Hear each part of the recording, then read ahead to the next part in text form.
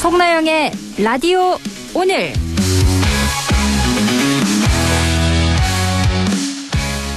여러분 안녕하십니까? 송나영입니다.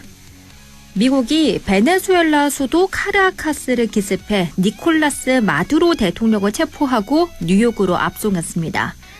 도널드 트럼프 미국 대통령은 독재자를 법정에 세우기 위한 작전이었다며 미국 역사상 가장 강력한 군사작전이었다고 밝혔는데요.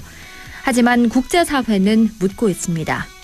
이게 과연 법 집행이었는지 아니면 주권국가에 대한 노골적인 침공이었는지.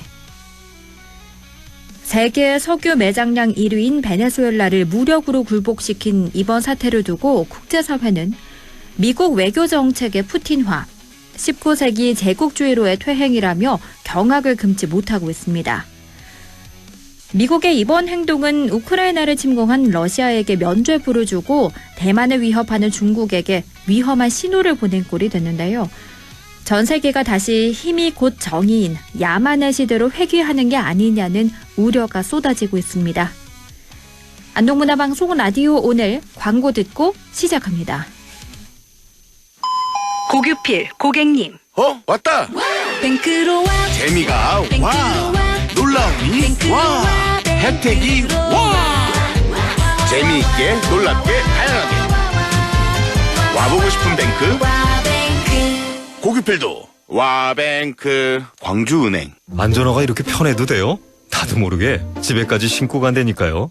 우린 발이 건강해야 하니까 안전화 아무거나 못 신어요. 내가 안전해야 가족이 안심하지. 그래서 난 꼭 워킷만 신어. 워킷 안전화를 고집하는 확실한 이유가 있다. 생각의 차이가 만드는 가치 워킷. 워킷 안전화. 내게 기대 저축은행 당신 곁에 저축은행 기대하던 미래와 만나요. 당신의 기대, 당신의 미래. 저축은행에 기대세요. 내게 기대 당신의 저축은행. 1월 5일 월요일 라디오 오늘입니다. 1부 꼭 알아야 할 우리 지역 뉴스를 시원하게 정리해드립니다. 양승진의 슬기로운 뉴스 생활 함께하고요. 2부 이슈 오늘에서는 최근 안동시 중구동 통장으로 MZ세대 30대 통장이 임명돼 화제입니다. 잠시 후 안동시 중구동 이혜현 통장 연결해 이야기 나눕니다. 이어서 더불어민주당 박효환 영조영양봉화 지역위원장 연결해 박효환의 세상 읽기 함께합니다. 라디오 오늘 유튜브로도 다시 들을 수 있거든요. 많은 애청 바랍니다.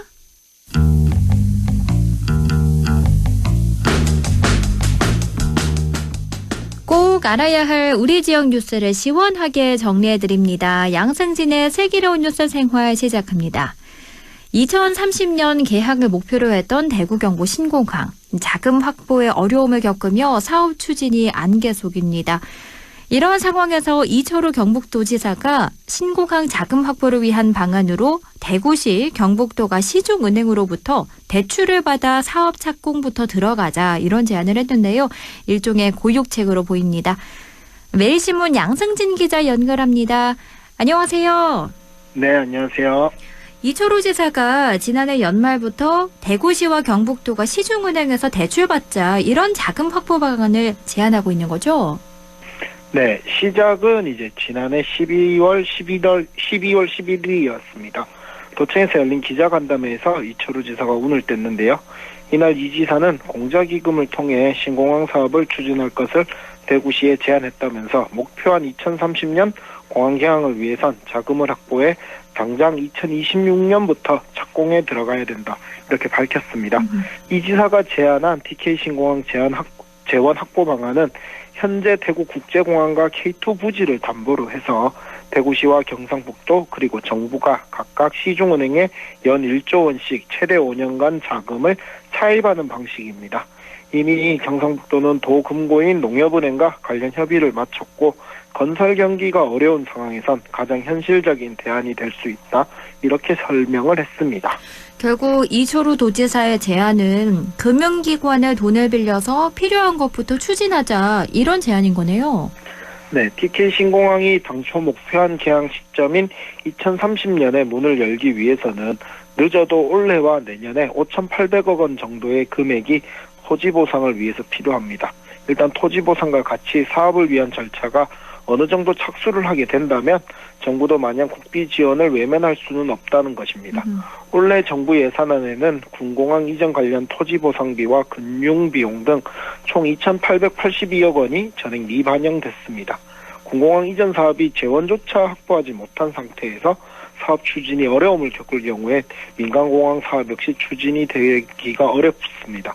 TK 신공항 민간공항 기본계획상 활주로 길이는 3,500m인데 이 중 2,744m만 군공항 건설 사업으로 우선 조성을 하고 민간공항 활주로 연장과 계류장, 교통시설 등 건설로 이어지게 됩니다. 즉 돈이 없어 군공항 관련 설계나 보상 등이 이뤄지지 못한다면 공항 개항 자체가 늦춰질 수밖에 없는 것입니다. 그렇겠네요. 그러니까 결국 공항 이전 추진을 위한 예산 확보가 이루어지지 않은 상황에서 대출을 내서 추진하자 이런 거네요. 보기에 따라 다를 수 있는데 공항 이전 예산 확보는 이뤄지지 않은 게 맞지만 그렇다고 또 예산이 없다고 볼 수는 없을 것 같습니다. 정부 예산안에는 반영이 되지 않았다 손 치더라도 이 사업은 기부대 양려 방식으로 추진이 되는 사업인데요. 네. 두꺼봐 헌집 줄게 새집 다오라고 이해를 하시면 될 것 같습니다. 헌집, 그러니까 기존의 대구국제공항과 K2 부지를 받은 상황에서 이 부지 가격에 더해 이곳을 개발한 수익으로 군위 소보면과 의성 비안면에 민군 통합공항을 건립하는 것이 TK 신공항 사업의 핵심입니다. 경상북도는 이미 종전부지, 그러니까 K2와 대구공항 부지를 받은 상황인 만큼 이를 담보로 해서 금융기관의 대출을 받고 신속하게 사업을 추진하자, 이런 입장입니다. 대구시랑 경북도 그리고 정부 이 3개 주체가 최대 5년간 각각 1조 원씩 총 15조 원의 재원을 대출하자, 이게 경북도의 제안의 핵심인데, 그런데 이게 부채 증가로 이어질 거다, 이런 우려가 있습니다. 네, 현재 대구국제공항과 K2 부지의 부동산 가치를 약 12조 원 정도로 책정을 하고 또 대구시가 계획하고 있는 종전부지 개발 계획, 물론 이 계획들이 아직 확정된 것은 아니지만 상가나 아파트 건설 또 분양이라든가 또 토지 분양이라든가 이런 것들이 이뤄지면 충분히 상세가 가능하다는 게 이제 경상북도의 판단입니다. 다시 말씀드리면 기부대 양려 방식으로 추진되는 신공항 이전 사업은 군공항 이전 부지를 민간기업이나 지자체가 먼저 건설에 기부하면 그 대가로 이제 기존 공항 부지 개발권을 얻는 방식입니다. 재정 부담을 최소화할 수 있다는 것이 강점이지만 또 지금의 어려운 대내외 경제 여건으로 인해 민간기업이 선뜻 투자를 하지 못하면서 사업 추진에 어려움을 겪고 있는 상황인데요. 그래서 지자체가 이전 부지를 담보로 해서 대출을 받으면 시중건설사들의 참여가 가능하다고 보고 있습니다. 이렇게 되면 사업이 어느 정도 추진이 가능하다는 것이죠. 쉽게 말해서 이제 대출을 받겠다 이건데, 이 도지사의 대출금 액수가요 미묘하게 바뀌었거든요. 네, 사실 경상북도는 지난해 초부터 이제 이 같은 방안을 검토를 해서 대구시에 제안을 했습니다. 물론 비상계엄 또 탄핵 또 조기 대선 이렇게 되고 또 홍준표 전 시장의 아집 또 대선 출마를 위한 사태로 인해서 아무런 성과가 없었고요. 그러다 이제 다시 연말에 이를 공론화한 것인데요. 다시 수면 위로 오른 게 이제 지난해 12월 11일과 29일 각각 도청에서 열린 브리핑 때였습니다. 이때는 전해드린 것처럼 대구시와 경상북도 또 정부가 각각 1조 원씩 최대 5년간 15조 원을 대출하자는 것이었고, 지난 토요일이던 3일 이철우 지사가 자신의 페이스북을 통해서는 대구와 경북이 각 1조 원씩 내년까지 마련하자, 이렇게 다시 제안을 했습니다. 대출 금액이 많이 줄었죠? 결국은 어려운 대내외 여건을 고려한 것이 아닐까 싶은데요. 많은 금액을 시중은행에 빌린다는 건 결국 지자체 재정 부담에 대한 부정적 인식 또한 작용할 수밖에 없습니다. 이에 대해서 이제 야당 도지사라는 점, 그런 점도 이제 작용이 되지 않았을까 보여집니다. 이 도지사는 페이스북에 이제 일단 시작을 해놓고 정부와 협의해 법을 고치고 또 국비 자원을 함께 끌어오면 된다, 이렇게 적었습니다. 일단 하고 보자는 식으로 보여서 비판받을 수는 있겠지만 그만큼 신공항 사업의 추진이 절박하다, 이런 의지로 분석되기도 합니다. 그러네요. 그런데 이 TK 신공항은 태생적으로 부울경이 추진하는 가덕도 신공항과 비교될 수밖에 없을 텐데 노선 선점 효과를 위해서도 더 늦어져서는 안 된다는 생각이 드는데요. 네, 신공항 사업은 정치인들의 무지와 그릇된 결정이 어떤 폐악을 끼치느냐를 잘 보여주는 사업이 아닐까 개인적으로 생각을 하는데요. 김해공항 확장의 필요성을 인지하면서도 정치적 결정으로 동남권 신공항을 무효화시킨 박근혜 정부, 그리고 부산시장 재보궐선거를 의식해서 김해공항 확장은 확장대로, 그리고 가덕도 공항은 가덕도 공항대로 건립을 결정하면서 영남권을 갈라치기 위한 문재인 정부의 그릇된 결정이 이 문제를 키웠습니다. TK 신공항 또한 기부대 양립 사업으로 추진되는 사업을 특별법 만능주의에 젖은 홍준표 전 시장의 고집으로 인해서 특별법 제정, 그리고 또 화물터미널 건립 갈등 이런 것들로 이제 수년째 표류를 했습니다. 결국 정치인들 때문에 공항이 공황 상태에 빠진 게 아닌가 이런 생각도 드는데요. 말씀하신 것처럼 노선 선점을 위해서 중요한 건 빠른 개항입니다. 그래서 TK 신공항이 원래 목표한 개항 시점인 2030년보다 2년을 앞당긴 2028년에 개항을 하겠다는 소식이 전해졌을 때 부산 경남 정치권에서는 말 그대로 난리가 났었습니다. 가덕도 공항은 부유식 공항으로 사실상 간척 사업을 통해 짓기 때문에 공항 개항 시점이 일러야 이제 2035년쯤으로 예상이 됩니다. 다만 국비 지원이 이뤄지고 있는 만큼 사업의 추진 속도는 어쩌면 TK 신공항보다 훨씬 더 빠를 수밖에 없을 것입니다. 그렇겠네요. 결국 대구시의 전향적인 자세가 가장 필요해 보이는데요. 물론 권한대행 체제에서 이를 선뜻 수용하는 것은 쉽지 않을 것으로 보여집니다. 네. 이를 의식해서인지 이제 이철우 지사가 대구시장 출마를 선언한 추경호 국회의원에게 지난달 29일 대출을 통한 자금 확보 방안을 검토해달라 이렇게 제안을 하기도 했었고요. 금융기관 차입을 위해 가장 시급한 건 경상북도가 공항 이전 사업 시행자 지위를 확보하는 것입니다. 기부대 양례 방식으로 추진되는 TK 신공항 이전 사업은 TK 신공항 특별법에 사업 시행자를 종전부지 지자체장, 그러니까 대구시장으로 명시를 하고 있는데 이 부분을 개정을 해야 됩니다. 물론 공자기금 투입 등 재정지원 조항과 비교를 했을 때는 사업 시행자 지위를 확보하는 문구가 훨씬 수월할 것으로 이제 경상북도는 전망을 하고 있습니다. 전해드렸던 것처럼 TK 신공항 사업은 정치인들의 그릇된 판단과 결정 때문에 계속 표류하고 있습니다.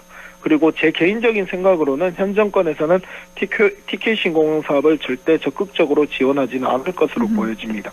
그래서 지역에서 이를 스스로 해결할 수밖에 없는 어쩌면 고독한 상황인데, 지방정부 차원의 노력과 성과 또 정부 차원의 확답이 이루어져서 신공항 사업이 이제는 제대로 추진될 수 있기를, 그래서 이제 신공항 이전 논의 당시 제시됐던 여러 가지 시너지 효과들이 지역에 다 이어질 수 있기를 기대해 봅니다.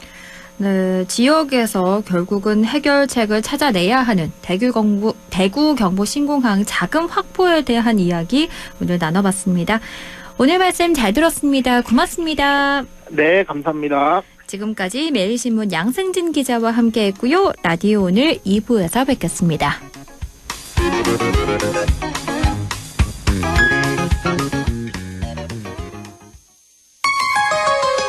MBC 라디오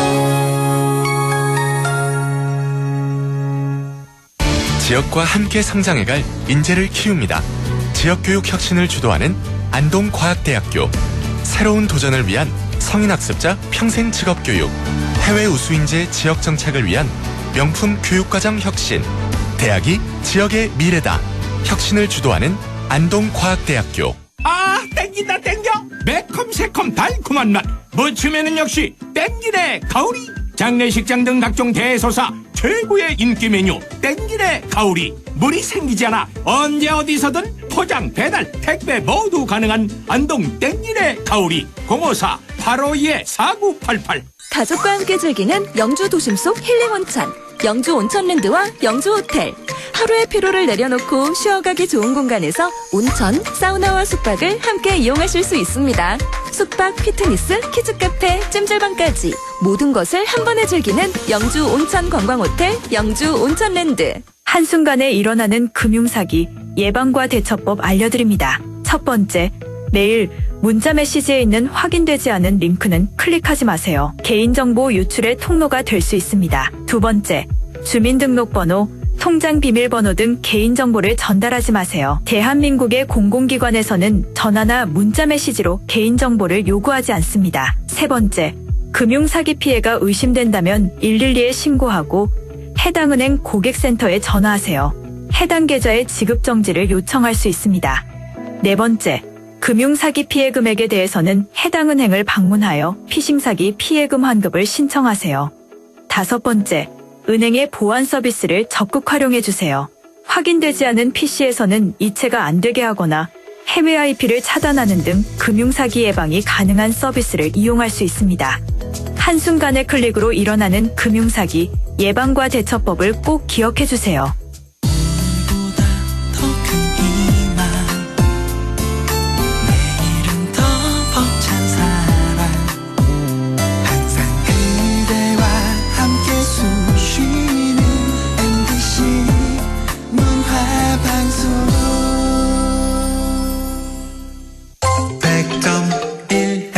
라디오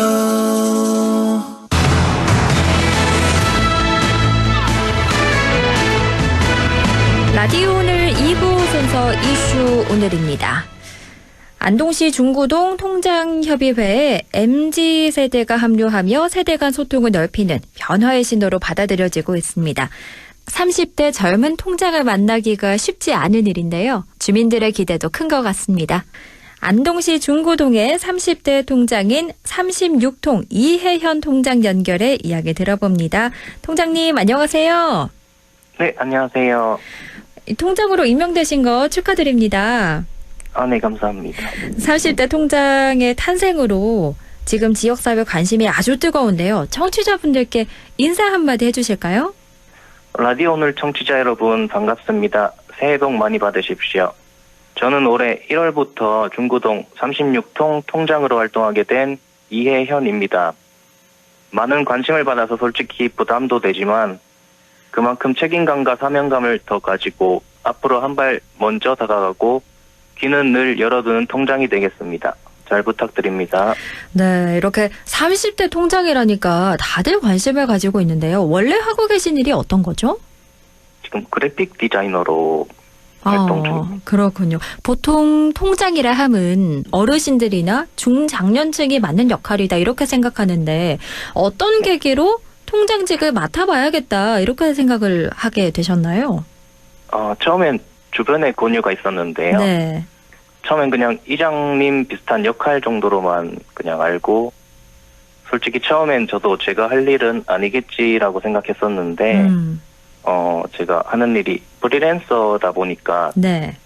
또 다른 일을 병행할 수 있고 또 시간적으로 유연하게 조정할 수 있다 보니까 지역사회를 위해서 쓸 수 있는 시간적 여유가 조금 있었고 또 중구동에서 오래 지내다 보니 지역에 대한 애정도 커지고 반면이 익은 이웃에 대해서 관심이나 그런 것도 자연스럽게 가지게 되었습니다. 네. 또 성격상 동네를 지내다 보면 또 불편한 점이나 아쉬운 점들을 그냥 지나치지 못하는 성격이기도 한 것 같고요. 그래서 누군가 중간에서 해줘야 할 역할이라면 이번엔 내가 한번 해보자는 마음으로 도전하게 되었습니다. 실제로 이 심사 과정에서는 세대를 아우르는 소통력 그리고 젊은 감각 이런 부분이 높이 평가가 됐다고 들었는데요. 본인이 생각하는 MZ세대 통장만의 강점은 뭘까요?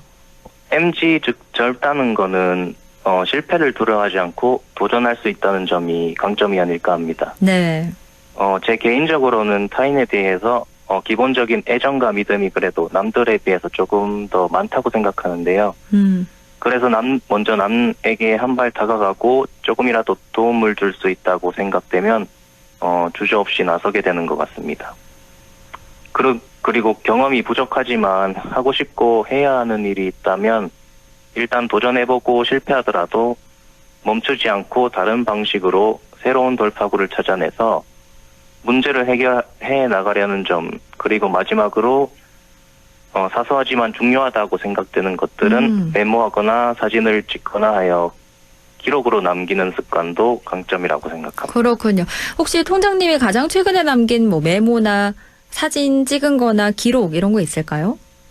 보통 주변 경치나 이런 거를 제가 가끔씩 러닝하면서 찍거나 하거든요. 네. 네. 그럼 그렇게 다니면서 찍는 게 이 마을과 네, 그렇죠. 관련이 있는 건가요? 중구동을 일단 주로 찍긴 합니다. 네. 아, 그렇군요. 사실 이 중구동이요. 어르신 비율이 높은 지역이에요. 네. 혹시 이혜현 통장만의 이 어르신들과 친해지는 비결이 따로 있을까요? 저는 일단 진심은 언제나 통해야 되고 또 그래야 한다고 믿는 편인데요. 네. 그래서 사람을 대할 때 좀 꾸미려 하지 않고 또 말을 잘하려고 애쓰기보다 그냥 있는 그대로 진심으로 대하려고 하거든요. 네. 그렇게 하다 보면 자연스럽게 또 상대방에서 마음을 또 열어주시는 것 같더라고요. 그렇군요. 네. 가장 최근에 기억에 남는 어르신들 도와드린 기억, 추억 이런 거 있을까요? 어르신들이니까 일단 요새 또 겨울이고 춥다 보니까 네. 밖에 좀 나가기 힘들잖아요. 그렇죠. 힘들잖아요. 그래서 그렇죠. 좀 물건 같은 거 좀 사다 드리고 또 필요한 네. 거 있으면 좀 대신 갖다 드리고 그렇게 해드리고 있어요. 말 그대로 진심을 다해서 어르신들을 대하려고 하는 그 태도가 느껴지는데 네. 원래 직무라고 할까요? 디자이너시잖아요. 그러면 이런 직업적 특성이나 청년 세대 시각이 마을 업무를 수행하는데 어떤 긍정적인 변화를 줄 수 있을까요? 제가 디자이너로서 일하면 저 늘 고민하는 것이 소비자 입장에서 이게 이해하기 쉬운가 아니면 또 보기 편한가 이런 걸 좀 고민하는 편인데요. 네. 마을 공지나 안내 그리고 또 행사 등에서 또 마찬가지라고 생각하는데 어허. 조금 더 정리해서 전달하고 조금 더 쉽게 참여할 수 있게 만드는 것 그런 작은 변화부터 차근차근 해나가면 좋을 것 같습니다. 그러게요. 더 잘할 수 있는 분야지 않을까 이런 생각이 들어요. 그리고 지금 경북 상주 출신인데 안동 중구동에만 7년째 거주하고 계시다고 들었는데요. 네. 30대 청년의 눈으로 본 안동 중구만의 매력은 뭐라고 보시나요? 사람 사는 냄새가 나는 동네라는 점인데요. 네. 인사했을 때 인사가 돌아오고 오래 살지 않아도 자연스럽게 이웃이 될 수 있다는 점. 지금의 이 좋은 분위기를 이어나가야 하는 역할이 있다고 생각하는데요. 저는 어르신과 청년, 행정과 주민 사이에서 부드럽게 연결하는 다리 같은 존재가 되어보고 싶습니다. 이제 본격적으로 임기가 시작됐는데 당장 이번 주나 이번 달에 마을을 위해서 해보고 싶은 1호 사업이 있다면요? 사업이라고 부를 만한 것보다 그냥 네. 주민들 소리를 잘 듣는 통장이 되는 것이 목표인데요. 지금처럼 먼저 웃으면서 인사해드리고 또 불편한 점이 있으면 경청해서 메모해서 정리한 다음에 또 의견들을 추합해가지고 행정에 전달하면서 문제가 있는 것은 차근차근 풀어나가 보면 어떨까 싶습니다. 그럼 중구동 주민들 그리고 안동의 젊은 청취자분들께 MZ세대 통장으로서 전하고 싶은 말씀이 있다면 들어볼까요? 중구동 36통 주민 여러분, 저를 언제든 편하고 쉽게 대해주셨으면 좋겠습니다. 툭 터놓고 불편한 점이 있으면 편하게 말씀해 주시면 제가 할 수 있는 건 직접 돕고 다른 도움이 필요하면 함께 방법을 찾아보겠습니다. 나이와 상관없이 같은 공간에서 함께 살아가는 이웃으로서 누군가는 먼저 한 발 내디뎌야 한다고 생각합니다. 이번에는 제가 먼저 해보겠습니다. 중구동 36통 통장 이혜연이었습니다. 감사합니다. 네, 동네 소리 잘 듣는 다리 같은 역할 톡톡히 해주시길 기대하겠습니다. 오늘 말씀 잘 들었습니다. 고맙습니다. 네, 고맙습니다. 지금까지 안동시 중구동 이혜현 통장과 이야기 나눴습니다.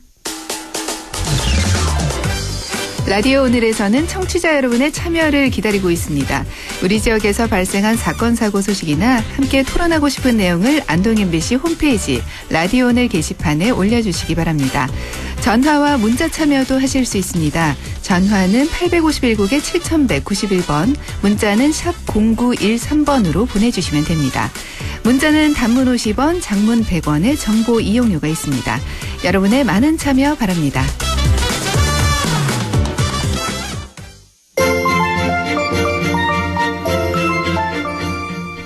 박규환의 세상 읽기 더불어민주당 대변인이죠. 박규환 영주영양봉화 지역위원장 연결해 이야기 나눕니다. 위원장님 안녕하세요. 네, 반갑습니다. 영주영양봉화 박규환입니다. 네, 한중 정상회담을 앞두고 주말 사이에 아주 큰 변수가 생겼습니다. 미국이 베네수엘라를 급습해서 주권국의 대통령을 체포해 뉴욕 구치소에 가뒀는데요. 이번 사건 어떻게 보셨나요? 네, 사실 이게 지금 현대 정치사에서 정말 유례없는 일이죠. 어떻게 이런 일이 일어날 수 있을까 싶을 정도인데요. 네. 1월 3일 도널드 트럼프 행정부가 말 그대로 이제 군사작전이라고 표현은 했지만 사실상의 공습이죠. 공습을 통해서 지금 베네수엘라 대통령 마두로 대통령 체포해서 뉴욕 브루클린 구치소에 수감했는데요. 이게 주권국가 지도자를 이제 자국 법원에 기소하고 범죄자로 이제 단정해서 또 공습을 통해서 체포하는 이런 행태는 이게 이른바 국제법의 근간이죠. 국가 주권, 내정 간섭 금지 여기에 대한 이제 심각한 훼손이죠. 그렇죠. 법적으로 말하자면 명백한 국제법 위반입니다. 지금 현재 국제법은 자위권 행사나 아니면 유엔 안보리 승인 그 이외에는 어떠한 경우에도 군사력 사용을 허용하지 않습니다. 네. 근데 이건 미국이 먼저 공격받은 거 아니니까 자위권도 아니고 또 유엔 안보리 결의 없었으니까 국제법 위반이고요. 심지어 미국 자국법도 위반한 겁니다. 왜냐하면 미국 그 법에 따르자면 선전포고 전쟁을 개시하는 건 의회의 권한이거든요. 그래서 이제 그 법적인 논쟁을 피하려고 이제 작전이다, 전쟁이 아니라 이렇게 표현하지만 그건 말 그대로 이제 눈 가리고 아웅하는 거고요. 그래서 실제로는 미국 국내 자국법까지도 위반해서 단행한 이런 작전인데요. 어쨌건 강대국의 어떤 일방적인 무력 행사를 통해서 주권 이것이 언제든지 위협받을 수 있다. 그 엄혹한 어떤 힘의 논리, 힘의 현실을 잘 보여준 그런 좀 불행한 사건이 아닌가 이렇게 생각했습니다. 다들 이번 일이 왜 벌어진 건가 이게 궁금할 텐데요. 미국이 전면에 내세운 건 마약입니다. 베네수엘라가 마약을 국가 산업으로 해서 미국인의 생명을 위협하고 있다 이렇게 밝혔지만 그런데 이면에 또 다른 실질적인 이유가 있겠죠? 그렇죠. 이번 급습의 표면적인 이유는 마약 공급 그리고 또 어떤 국제 마약 범죄 조직 이걸 척결하겠다라는 거지만 그걸 사실 지금 믿는 사람은 없을 거잖아요. 그렇죠. 네. 예, 내심은 베네수엘라 석유 매장량 이게 세계 최고 매장량을 갖고 있지 않습니까? 네. 그래서 그 석유 매장량을 장악하려고 하는 것 이것이 진짜 이유다라고 대부분 다 그렇게 보고요. 실제로 트럼프 대통령 본인도 사실은 그걸 공개적으로 고백하다시피 했죠. 본인들이 이제 미국 석유 회사들이 베네수엘라에 진출해서 앞으로 원유 생산 확대할 거다. 이렇게 밝혔고요. 네. 그래서 사실은 이번 작전 목표가 베네수엘라의 원유 이것을 장악하겠다. 이른바 에너지 패권, 또 공급망 패권을 장악하겠다라는 것. 이것이 진짜 이유겠죠. 네. 그리고 실제로 또 체포 직후에 그 트럼프 대통령이 마두로 대통령 체포한 것 이제 SNS에 사진까지 올려서 공개하고 그리고 앞으로 미국이 베네수엘라를 운영하겠다. 이렇게 얘기했는데요. 결국은 어떤 소위 말하는 인권 통상은 한 번쯤 이렇게 겉으로나마 그런 표현 쓸만한데 인권이라든가 민주주의라든가 이런 표현은 단 한 번도 쓰지 않았거든요. 결국은 경제적인 그런 목표 원유를 좀 차지하고자 하는 그런 목표로 이번 공습이 진행되었다 이렇게 보는 게 맞겠죠. 네. 미국은 권력 이양이 가능해질 때까지 베네수엘라를 미국이 운영하겠다 이렇게 선언했는데 그런데 이번 침공을 두고 국민의힘이 논평을 냈습니다. 대한민국이 베네수엘라 같은 길을 갈 수 있다 이런 내용인데요. 이거 어떻게 보셨나요? 충격이었습니다. 그러니까 사실은 미국이 베네수엘라를 공습하고 그 나라의 현직 최고 지도자 대통령을 체포해서 자국으로 압송하는 것, 이것도 사실은 엄청난 충격인데 저는 거기에 못지않게 국민의힘의 이 논평도 충격적이었습니다. 대한민국이 베네수엘라 같은 길을 갈 수 있다. 이거요, 결국 미국들어 우리나라 서울 공격해달라는 말이잖아요. 네. 우리도 베네수엘라처럼 미국이 공격하고 대통령 잡아가고 우리나라를 미국이 운영해달라. 사실상 뭐 그런 뜻을 내포하는 거 아닌가요? 이런 정도로 국민을 모욕하고 대한민국의 주권을 모욕하는 이런 발언을 어떻게 할 수 있는지 저는 정말 충격적이었고요. 이 정도면 대한민국 망하게 해달라고 굿하는 거나 저는 마찬가지다. 네. 이런 생각 들었고요. 사실은 앞서도 말씀드렸듯이 지금 미국이라는 그 초강대국의 힘이 뭐 또 어떤 뭐 과정은 차치하고 어쨌건 한 주권 국가의 대통령을 붙잡아가는, 사실 이게 어찌 보면 대단히 서글프고 냉혹한 그런 국제사회의 현실을 보여주는 건데요. 네. 사실 이런 현실을 맞이하면 이 국제 질서를 좀 제대로 정확하게 분석하고 그 안에서 우리나라는 어떻게 경제, 외교, 안보상의 힘도 키우고 이익도 지켜낼 것인지, 그리고 아울러 우리 동북아시아의 평화, 한반도의 안보, 이런 걸 어떻게 잘 관리해야 할지, 이걸 사실은 머리 맞대고 전략을 세워야 하는 것, 이게 기본 자세 아닙니까? 네. 그런데 이런 사태마저도 그냥 정부를 공격하기 위한 도구로 삼는다. 그래서 우리 대한민국 베네수엘라 같은 길을 걸을 수 있다. 이런 이야기하는 정당이 과연 저는 대한민국의 정당이 맞는지 정말 한번 진중하게 묻고 싶어요. 네. 이번 한중 정상회담을 앞두고 마두로 사태부터 변수가 굉장히 많습니다. 어제요, 북한이 극초음속 미사일 발사 훈련을 진행했다고 밝혔는데 이건 네. 한중 정상회담을 겨냥한 무력 시위다, 이렇게 보면 될까요? 뭐 그런 면도 있을 수 있겠지만 저는 또 한편 지금 베네수엘라 해도 네. 좀 염두에 두지 않았을까.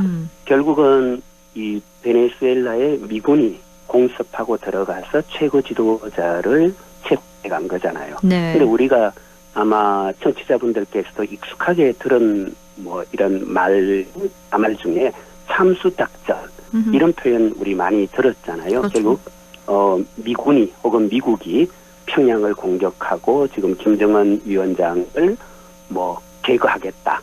이게 일종 그 참수작전인데요. 뭐 이게 늘상 이야기돼 왔던 그런 것 감안해 보면 아마 이번 저 베네수엘라 사태를 보면서 특히 북한 같은 경우는 뭐 상당히 긴장하지 않았겠습니까? 그게 남의 일이 아니다. 그쪽 지도부는 아마 그걸 좀 실감했을 것이고, 그래서 우리는 결코 베네수엘라와는 다르다. 우리는 그 정도 아니다. 우리는 우리를 지킬 수 있고, 우리는 더 나아가서 미국을 혹은 일본을 공격할 수 있는 그 정도의 힘을 가지고 있다. 함부로 뭐 건드리지 마라, 손대지 네. 마라. 저는 이런 면도 있는 것 같고요. 그리고 아울러 말씀하셨듯이 또 지금 한중 정상회담이 하필이면 지금 딱 이 타이밍이기 때문에 이런 한중 정상회담까지도 좀 염두에 둔 것 아닐까. 뭐 이렇게 한번 생각이 들었어요. 네. 이번 마두로 사태로 북한이 핵 강화 명분을 찾는 건 아닌지 우려가 되는 지점인데요. 그렇죠. 예. 조금 전부터 한중 정상회담이 시작됐는데 이번 양국 정상의 만남 어떤 의미가 있다 보시나요? 지금 사실은 에이펙 때 두 분이 만나셨잖아요. 그때 네. 이제 시진핑 주석이 국빈 방문을 했죠. 그리고 지금 2달 정도 만에 다시 마주 앉은 거니까요. 매우 이례적일 만큼 사실은 빠르게 지금 만나는 것이고요. 그건 그만큼 뭐 양국 사이에 정상회담을 간절히 바랬다. 그래서 네. 우리뿐만 아니라 중국도 한중 정상회담에 그는 기대가 크다.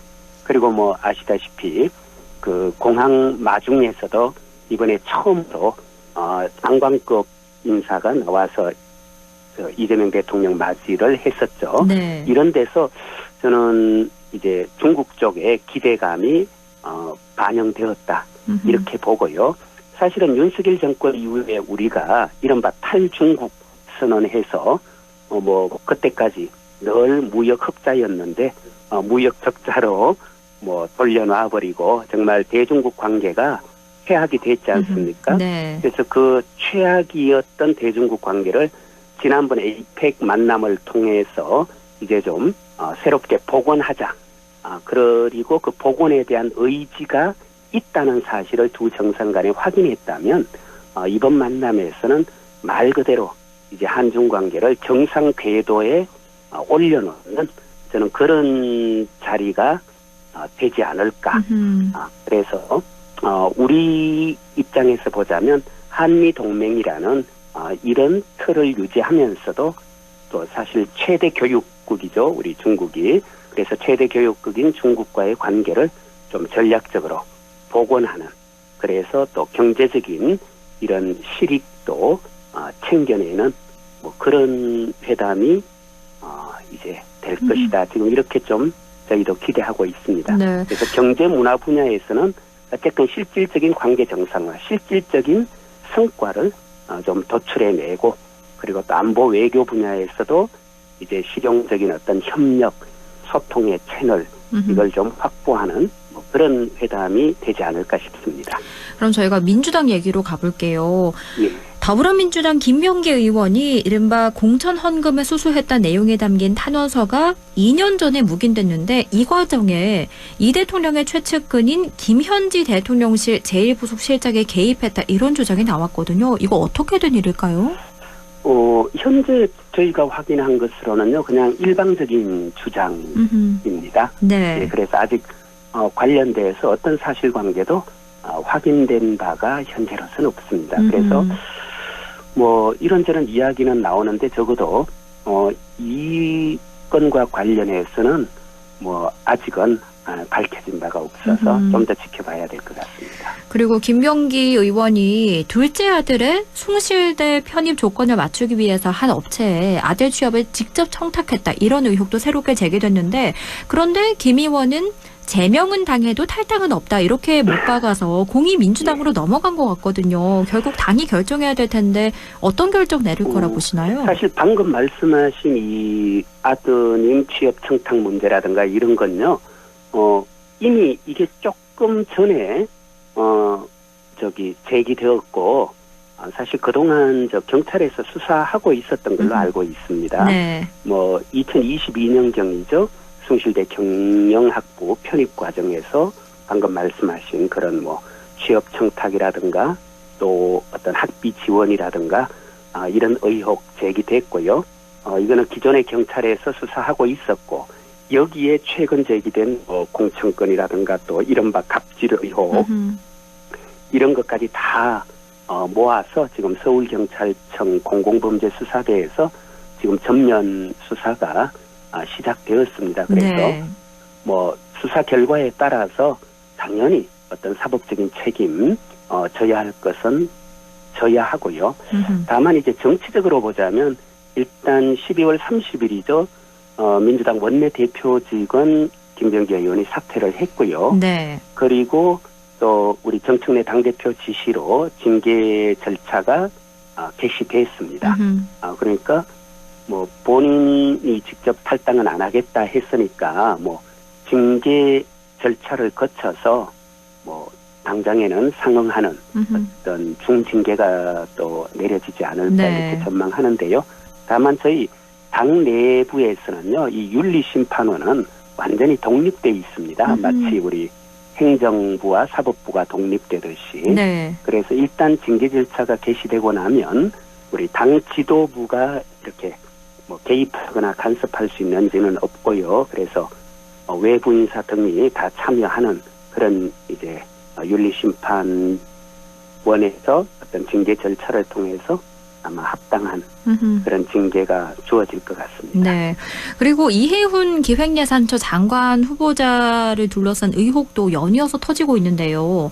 어제 국민의힘 의원들에게 장문의 문자 메시지를 보내서 구명 요청을 했다. 이런 일부 언론 보도가 있었는데 당사자는 사실이 아니다 이렇게 반박했어요.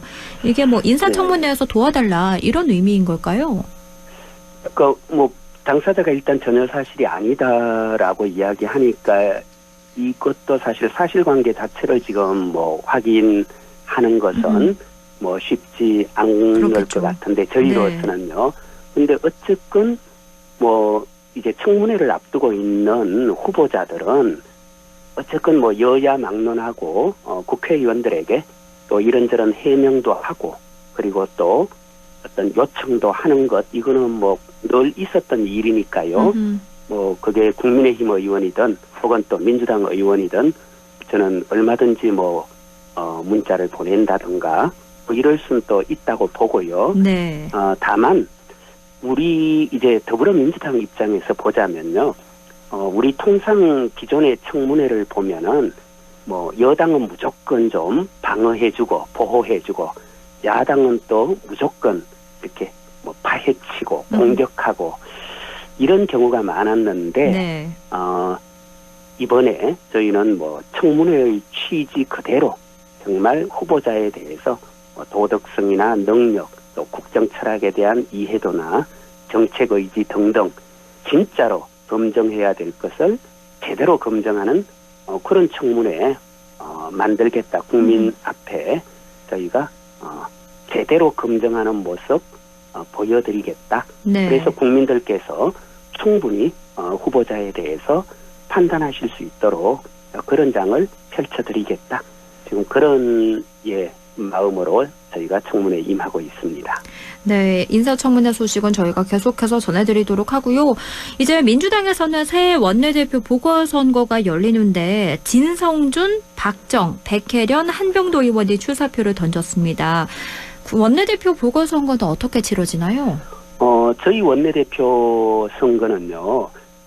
지금 다른 당과는 다르게 이게 당원들의 뜻도 반영되고 있습니다. 네. 과거에는 원내대표 선거는 당연히 이제 국회의원들만이 참여했는데 저희가 지난번 원내대표 그러니까 이제 사퇴한 김병기 원내대표가 선출되던 작년 원내대표 선거 때부터는 저희가 이제 당원들의 어떤 또 반영되는데 그게 20%입니다. 그래서 국회의원의 뜻 80%와 권리당원 투표를 통해서 나타난 그 뜻 20% 이렇게 해서 이제 새로운 원내대표를 뽑아야 되는데요. 네.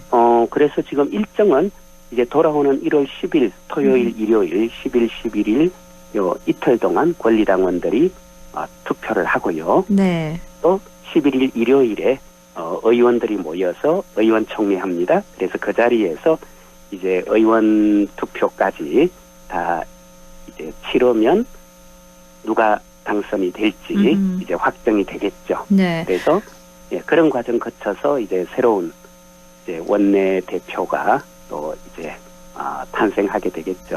예.